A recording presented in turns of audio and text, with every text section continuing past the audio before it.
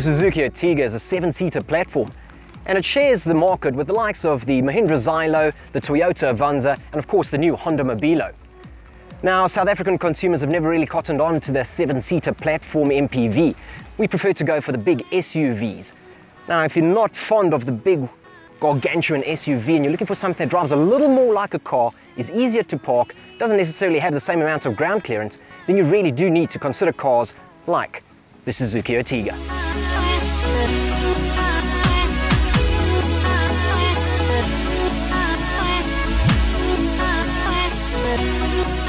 Now, the Suzuki Ertiga offers you several different seating combinations with its 7-seater layout, and I think it's generously spaced back there.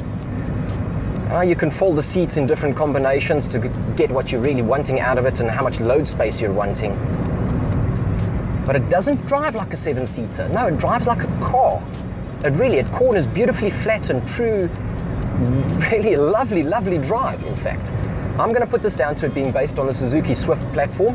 Now, in order for them to get 7 seats in here, they had to make it a little bit longer, and to make it more practical, they had to lift the suspension a little bit. So it's got a little more ground clearance, which is great. It's lovely. But still, that hasn't ruined the handling. It drives like a car. It's beautiful. The interior is nicely kitted out, especially for a car in this price range. It's got power steering, electric windows, aircon, a radio system. There's a multifunction steering wheel here, albeit a little bit of a simple one. But there's multifunction, there's a USB input for the radio. My major concern here, though, is the interior color. The interior is a light beige, and the seats are covered in something that would look better hanging from a helmet somewhere. I just feel that with the active lifestyle and the way that you're going to be loading kids in and out of this vehicle, it's not a very practical move to have a light interior. It's going to mark, it's going to tarnish, there's going to be spills and all that kind of stuff. It's just going to age it prematurely. That's the only downfall. I like a light interior, but it's great when you're speccing a Ferrari 458 or something of the sorts. Not on a people mover, not on a people carrier. I'm quite surprised with this motor, actually.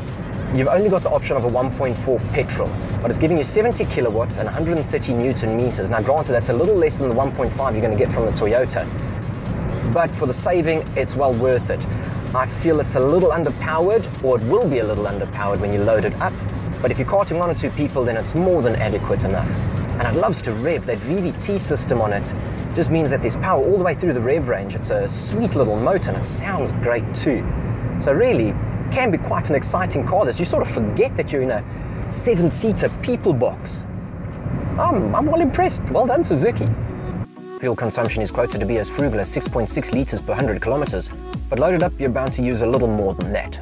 The Suzuki Ertiga offers excellent value for the money when compared to its rivals, but the 7-seater market is a tough one with limited options.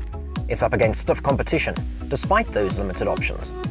Suzuki does offer a 4-year 60,000 kilometer service plan with a 100,000 kilometer 3-year warranty. Hi there. Thank you, my man.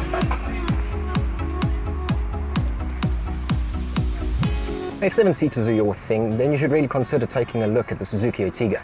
Styling is inoffensive, and provided you choose something other than the dusky brown that we have here, it can look quite good.